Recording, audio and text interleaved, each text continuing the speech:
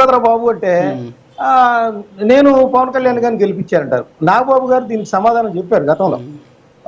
పవన్ కళ్యాణ్ గారిని ఎవరో గెలిపించారనుకోవటం వాళ్ళ కర్మ. ప్రజలు మద్దతుతో కూటమి ధర్మంలో ఆయన భాగంగా అందరు గెలిచారనేది ఆయన చెప్పిన పరిస్థితి. ఇక్కడ వర్మ గారి విషయానికి చూస్తే టోటల్ గా మీరు చెబుతుంది ఏంటంటే అసలు జనసేనకి సంబంధించే వాళ్ళ అన్యాయానికి గురయ్యారని జన సైనికుల్లో ఉంది. అధినాయకత్వం అంటే పవన్ కళ్యాణ్ గారిలో మాత్రం ఏంటంటే అది ఒక పట్టుదల. జగన్ గారు లాంటి వ్యక్తిని తిరిగి అధికారంలోకి రానివ్వకూడదనే ఒక దీనిలో వెళ్తున్నారు కాబట్టి ఆయన పట్టుదలగా ఏదో సంకల్పంతో వెళ్తున్నారు. కానీ కింది స్థాయిలో జన సైనికులు కానీ, ఎమ్మెల్యేలు కానీ, ఈవెన్ ఎంపీలు కూడా, ఇప్పుడు బాలశౌరి గారికి సంబంధించి చూసినా కూడా అక్కడ వాళ్ళ జనసేన ఇల్లు ఇక్కడ కానీ లేకపోతే అక్కడ శ్రీకాళహస్తిలో కానీ ఇల్లు కూలగొడుతున్నా కూడా ఏమి చేయలేని పరిస్థితి. సో ఇవన్నీ కూడా పవన్ కళ్యాణ్ గారు గమనిస్తున్నారా, ఆ తాళ్ళూరి రామ్ గారు గమనిస్తున్నారా లేదా మనకు తెలియదు. కానీ టోటల్ గా అయితే జన సైనికులకి పూర్తిగా జనసేనకి కానీ అన్యాయం జరుగుతున్న పరిస్థితి. అయితే ఇక్కడ యాక్టివ్గా ఏంటంటే ఇప్పుడు పవన్ కళ్యాణ్ గారి నియోజకవర్గం మీద గురిపెట్టినట్టు కనిపిస్తా ఉంది.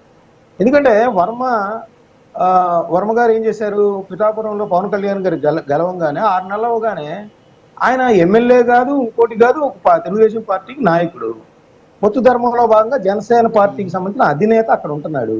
ఆయన బయలుదేరాడు. అక్కడ పారిశుద్ధ్యం క్షీణించింది, అక్కడ చాలా మంది ప్రజలకు సమస్యలు ఉన్నాయని పర్యటన చేశాడు. సో అప్పుడు కూడా చెప్పారు, బాబు నువ్వు కాదు కదా ఇక్కడ, నువ్వు పార్టీకి చూడొచ్చు కానీ కొద్దిగా అక్కడ అధినేత కాబట్టి కోఆర్డినేషన్ ఉండాలని. సో ఆ తర్వాత కాలంలో తీస్తే ఒక ట్వీట్ చేశారు. ఏంది నిజమైన గెలుపు కాదు అంటే కష్టపడి గెలిచే గెలుపు అని ట్వీట్ చేసి ఆ తర్వాత అదేదో సోషల్ ప్లాన్ అంటే ఎవరో వాళ్ళ మీద నెట్టేశారు. ఆ తర్వాత చూస్తే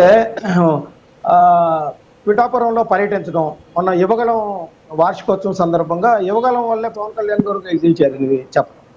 అదేవిధంగా ఇటీవల చూస్తే తెలుగుదేశం పార్టీ ఆవిర్భావ దినోత్సవం, వాళ్ళ మిసెస్ వాళ్ళ అబ్బాయి అందరూ కలిసి వెళ్ళి తెలుగుదేశం పార్టీకి సంబంధించి అంటే అక్కడేంటి జనసేన ఆయన జన సైనికులు ఎవరైతే ఉంటారో వాళ్ళని రెచ్చగొట్టే కార్యక్రమం. కలుపుకొని వెళ్తాం వేరు, రెచ్చగొట్టడం వేరు. కలుపుకున్నట్టుగా ఎక్కడా కనపట్ల. మొన్న స్వచ్ఛ సర్వేక్షణ అనే ఒక చిన్న ప్రోగ్రాంలో చంద్రబాబు నాయుడు గారి ఫోటో చిన్నది పెట్టారంట. ఆ రోజు ఆయన ఒక 10 మందిని తీసుకెళ్లి గొడవ చేశారు. ఈ రోజు కూడా నిజానికి మన వర్మ గారికి ఎటువంటి ప్రోటోకాల్ లేదు అక్కడ. ప్రోటోకాల్ అంటే అధికారికమైన ప్రోటోకాల్ ఏముండదు ఆయనకి. ఆయన ఎప్పుడో 2014లో ఎమ్మెల్యే, తెలుగుదేశం పార్టీకి ఇన్ఛార్జి అయినంత మాత్రాన ఆయన అక్కడ పాల్గొనాలని లేదు ప్రోటోకాల్ ప్రకారం. ఆయన రావటమే కాకుండా 30 మందిని తీసుకొని వెళ్ళి నువ్వు చంద్రబాబు నాయుడు గారి ఫోటో ఎందుకు పెట్టట్లేదండి.